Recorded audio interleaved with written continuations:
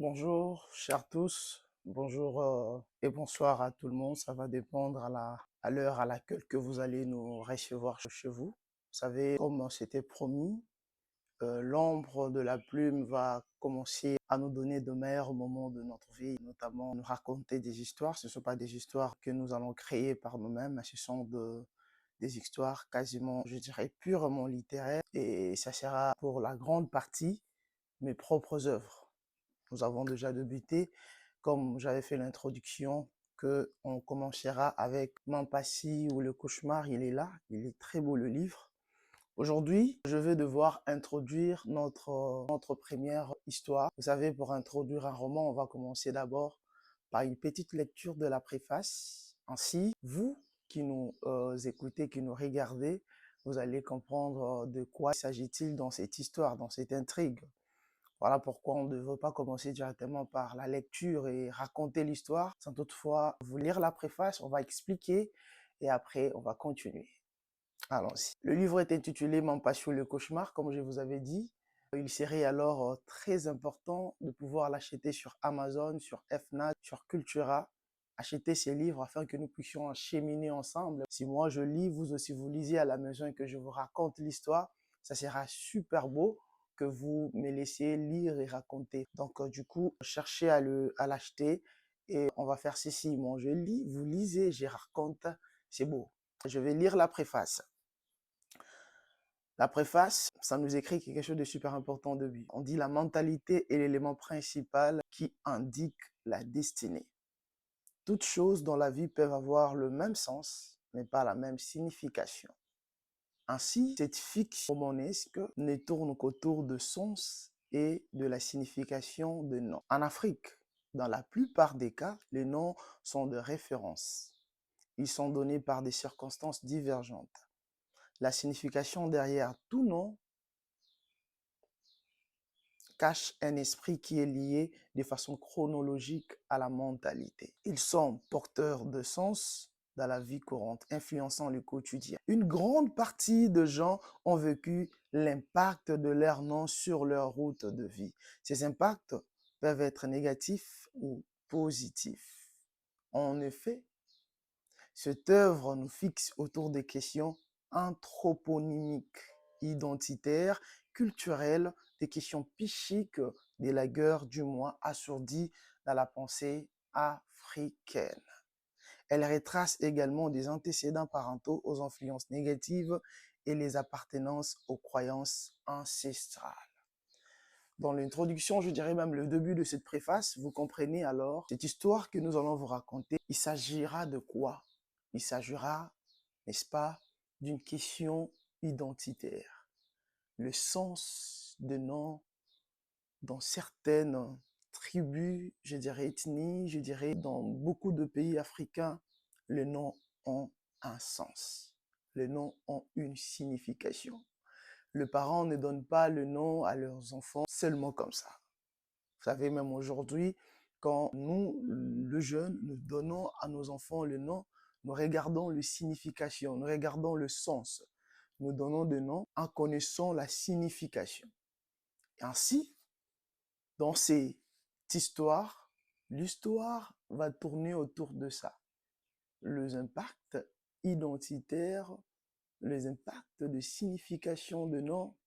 Mais il y a une chose que nous devons savoir, c'est vraiment une œuvre littéraire, ça va nous amener à de séquences qui vont nous faire oublier certaines choses, mais il faut rester connecté jusqu'à la fin de l'histoire parce qu'il y a des séquences qui vont vraiment vous surpasser.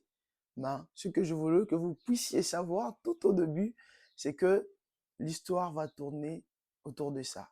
D'ailleurs, vous comprenez directement que l'intitulé de ce roman, c'est Mampassi ou le cauchemar.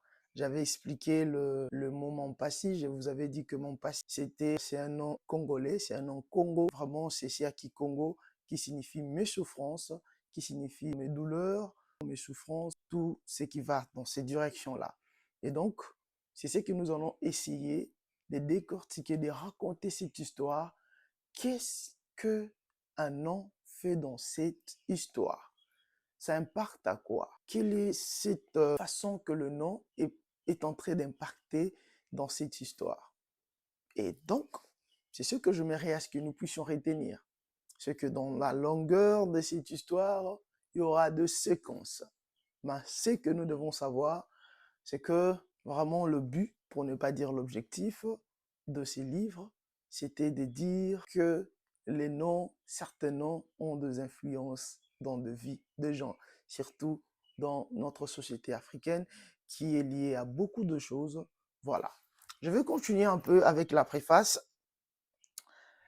Hormis son côté onomastique, bien évidemment, elle nous livre aussi la société africaine en gifle, une société remplie de narcissiques où la res publica est gérée selon les humeurs et les appétits de certains, où la mangeoire continue d'inspirer les générations dont la politique est devenue le seul métier qui rend monnaie. Déception. Ainsi qu'une certaine verticalité culturelle de lambda profitant aux politiques. L'auteur a utilisé une méthode d'écriture peu fréquente. Quelle est cette méthode-là? Elle nous donne le balise littéraire pour en parallèle dans le comme si pour répondre à certaines questions d'ordre littéraire. Hormis ces côtés onomastiques, comme nous avons dit que ça va parler des questions identitaires, ça va parler des impacts et de signification, de sens de nom dans la vie de gens, comment le nom que nous donnons à nos enfants peuvent impacter leur vie positivement ou négativement. Le livre va aussi aborder des questions politiques. Vraiment, on a utilisé une méthode d'écriture peu fréquente. On va partir de comme s'il y a un parallèle, justement parce que, vous savez, chez nous en Afrique, la politique demeure jusqu'à présent le vrai métier qui ramonne, vous voyez. Et parce que c'est ça, et que les gens partent souvent pour leurs intérêts personnels. Et dans ces livres, nous avons abordé beaucoup de questions de gouvernance africaine, beaucoup de questions sur ça. Et justement pour nous éveiller, pour peindre cette œuvre que nous avons écrite, nous avons voulu à ce que nous puissions partir de toute le balise littéraire afin de donner une couleur qui sera un peu mélangée. L'œuvre est extra-diégétique, parcourant sa longueur au mode jeu, fait de cette œuvre une vitrine, disons, moi j'aime bien une vitrine, c'est-à-dire une méthode d'écriture peu fréquente où, dès le début, l'histoire commence par G. Vous savez, quand vous lisez le roman, c'est beaucoup plus il. Madame Mampachou, le cauchemar, la méthode que nous avons utilisée, c'est la méthode G. C'est-à-dire, il y a je qui s'affirme directement. Et cette méthode, c'est vraiment pas une méthode que beaucoup d'écrivains utilisent. L'écrivain, il reste toujours aux côtés de la chaussée et regarde ce qui se passe dans la chaussée, puis il raconte. Mais ici, nous n'avons pas voulu rester aux côtés ou à côté de la chaussée.